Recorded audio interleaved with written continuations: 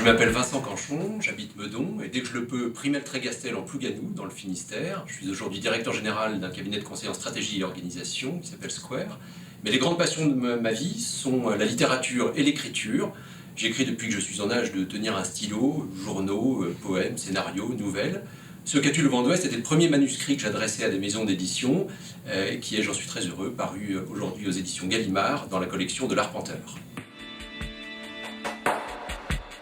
Ce livre est le récit d'une hantise, c'est l'histoire de Storvent, figure charismatique du roman, qui est hanté par une décision prise il y a 30 ans, un choix qu'il a fait et qui, à l'époque du roman, revient le hanter comme une erreur, un remords, une faute, qui l'étouffe et le détruit peu à peu. C'est la raison pour laquelle il invite le narrateur à le rejoindre au manoir de Bégarquoit, en Bretagne, dans lequel il vit reclus, afin que ce dernier l'aide à conjurer le sort qui l'accable, à chasser cette malédiction dont il se sent à la fois l'auteur et la victime.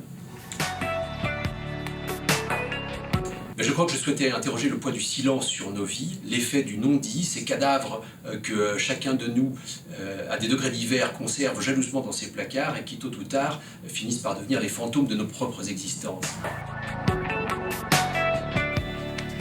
Or, rêveur, Arthur Storvent l'était. Et son rêve haussait les voiles et les cœurs. Dernier conteur de la lande, il emportait toutes et tous sur le dos d'un idéal façonné à coups de projets conçus au vent, dans l'éclat d'une vague ou l'ambre d'un aillet, usant sa voix de pasteur sur les rubis du crépuscule, quand les fous eux-mêmes parcouraient de leur aile noircie l'immensité de ces songes pélagiques.